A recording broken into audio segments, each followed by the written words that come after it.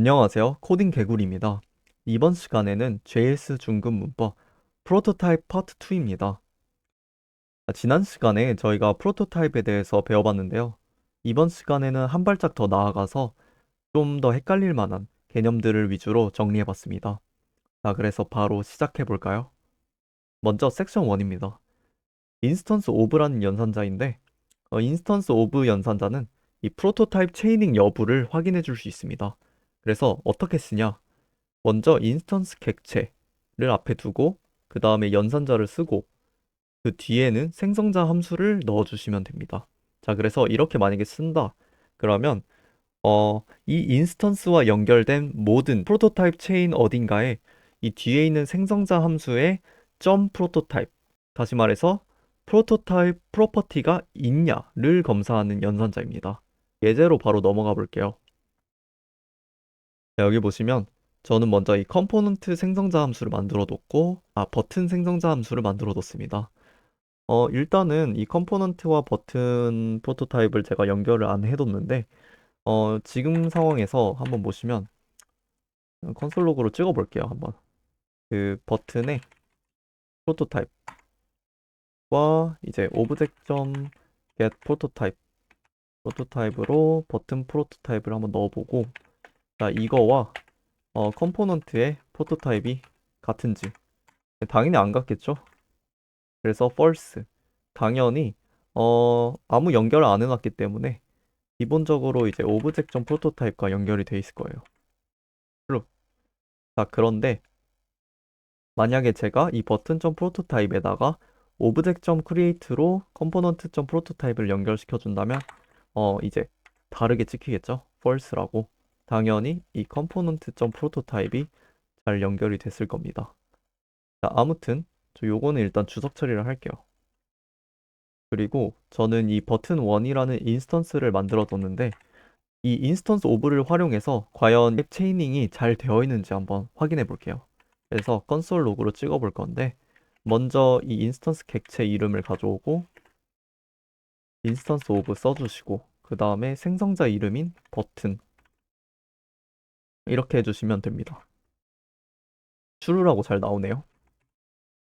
그 다음에는 이 컴포넌트, 자, 2단계 걸쳐서 이제 연결이 되어 있지만 과연 인스턴스 오브가 true가 반환이 될까요?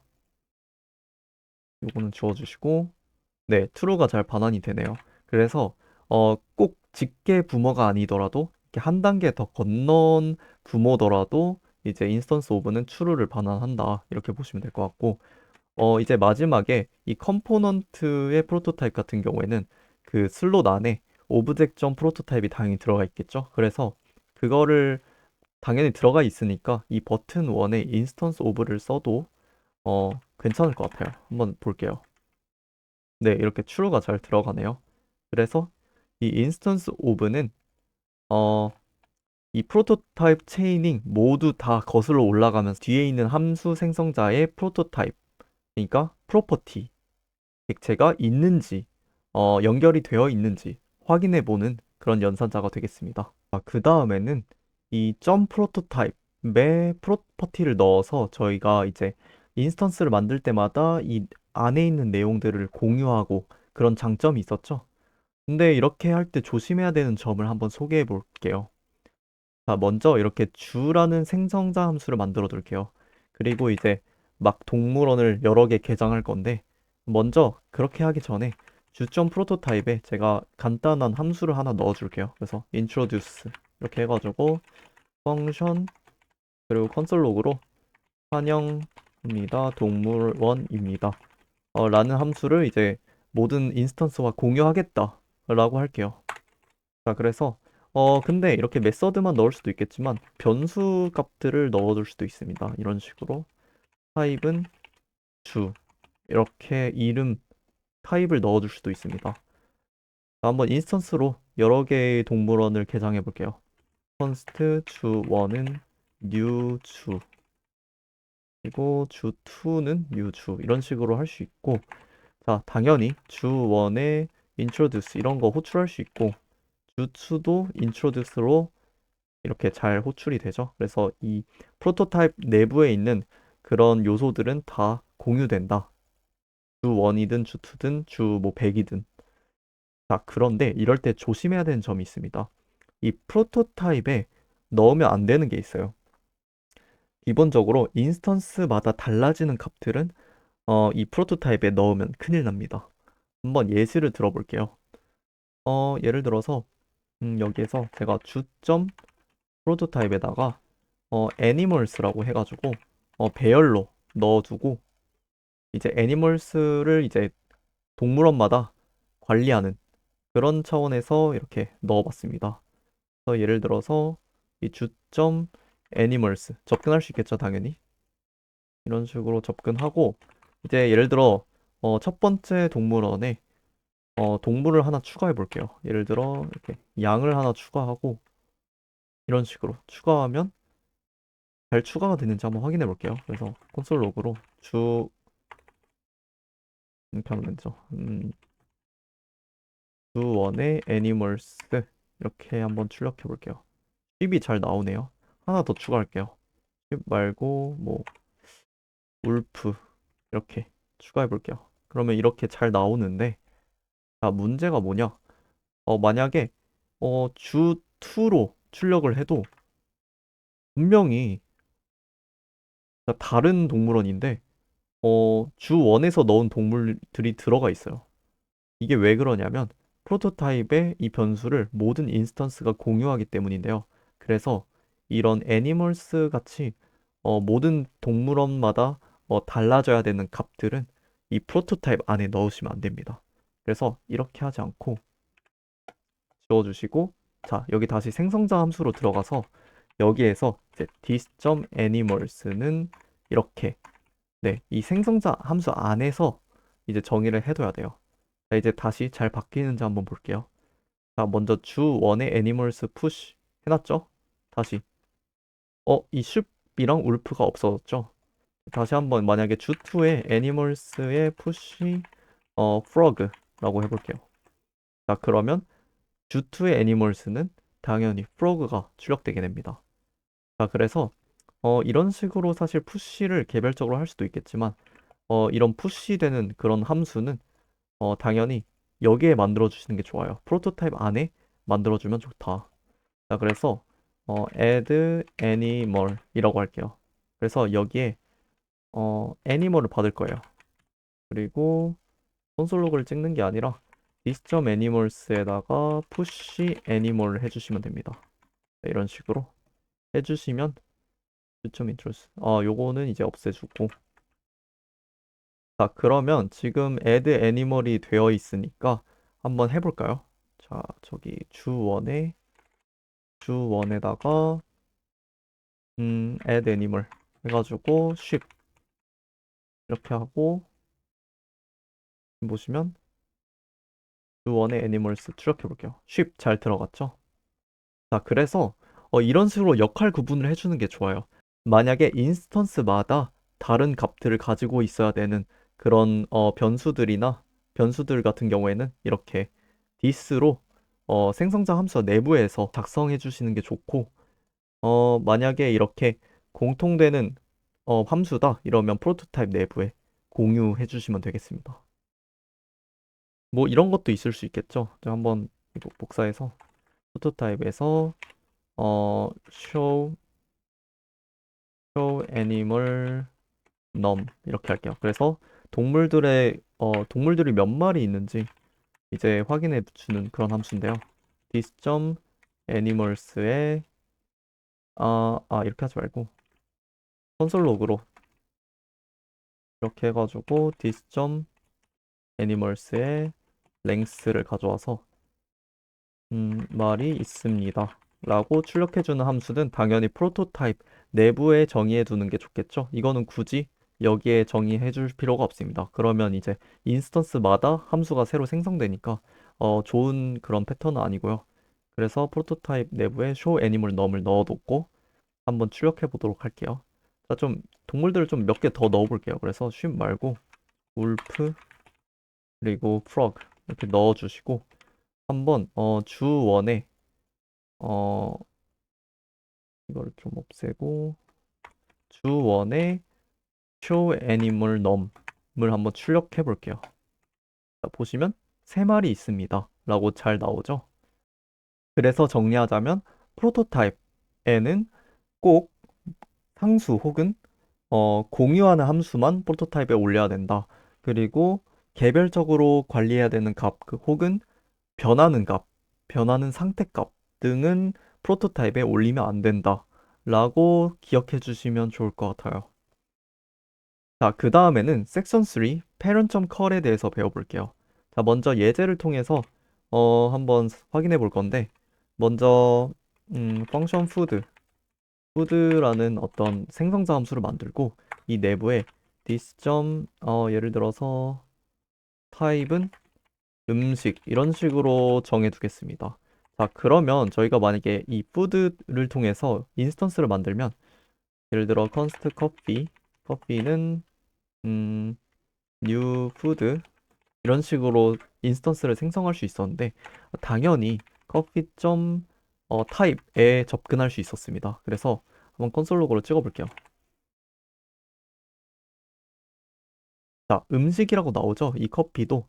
자, 이게 상속되기 때문에 당연히 뭐 여기 있는 내용을 가져오는 거 아니냐라고 이제 생각하실 수도 있는데 이런 식으로 생각하면 안 되고요.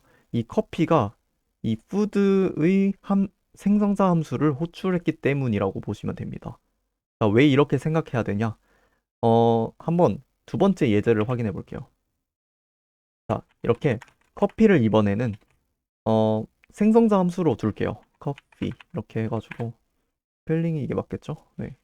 커피라고 해놓고 여기에서 이제 요 푸드랑 커피의 프로토타입을 한번 연결해 볼게요. 그래서 커피 점 프로토타입은 오브젝트 점 create에서 food 점 프로토타입을 이제 저희가 강제로 이렇게 체이닝을 시켰어요. 자, 그러면 이제 만약에 커피 생성자 함수를 통해서 인스턴스를 만들었다고 생각해 볼게요. 아메리카노는 new coffee 이렇게. 자, 이렇게 만들었는데 자, 그러면 어차피 체이닝이 되어 있으니까 이 아메리카노도 이제 food.prototype의 프로토타입의 인스턴스고 다 연결되어 있으니까 뭐 이런 내용도 다 접근할 수 있겠다라고 착각을 하실 수도 있는데 한번 볼게요. 이렇게 타입은 그냥 값이니까 그리고 콘솔 로그로 그냥 이거 찍어 볼게요. 자, 보시면 undefined가 나옵니다. 자, 이 값이 그냥 없다는 소리인데요. 자, 이게 왜 그러냐면 저희가 아메리카노를 만들 때 이 커피 생성자 함수를 호출했어요. 그런데 지금 커피 생성자 함수 몸체 내부를 보면 아무것도 없기 때문에 이 타입을 못 찾는 겁니다. 타입이 없어요, 그냥. 저희가 이 푸드 생성자 함수를 호출한 적이 없어서 이 코드가 실행된 적이 없기 때문에 이 타입이 없는 겁니다. 자, 그래서 이런 경우 어떻게 해줘야 되냐? 이제 parent.call이라는 함수를 활용하면 돼요. 이게 뭐냐? 이 기본적으로 푸드 생성자를 호출해주는 그런 함수인데요. 요 커피 커피 생성자 함수 안에서 이 food.call 해주고 이 실제 커피 생성자가 호출될 때 이 디스는 당연히 이 인스턴스가 될 건데 이 인스턴스를 넣어주고 이 디스를 앞으로 요 아메리카노로 써라 라고 해주면서 푸드의 생성자 함수를 호출해 줍니다. 그래서 이전에 썼던 코드들 만약에 엄청 여러 개 있을 수도 있겠죠. 그런 것들을 다 한 번씩 실행해 주니까 부모에 있었던 이런 코드들도 다 활용할 수 있게 그렇게 만들어 주는 게 바로 food.call이라고 보실 수 있습니다. 자, 그래서 마지막으로 섹션 4 오버라이딩에 대해서 공부해보고 마무리하도록 할게요. 자, 이 오버라이딩은 이제 예제를 통해서 한번 확인해보면 좋을 것 같아요. 자, 먼저 요거는 이 위에 있는 예제를 좀 가져오면 좋을 것 같아요.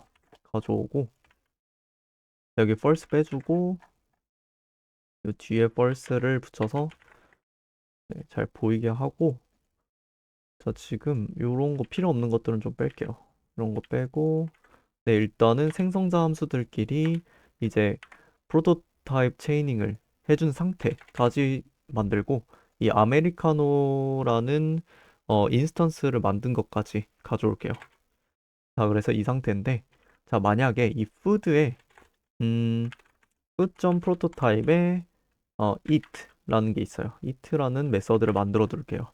그래서 지금 this를 안 쓸 거니까 그냥 간단하게 저는 그냥 화살표 함수로 콘솔 로그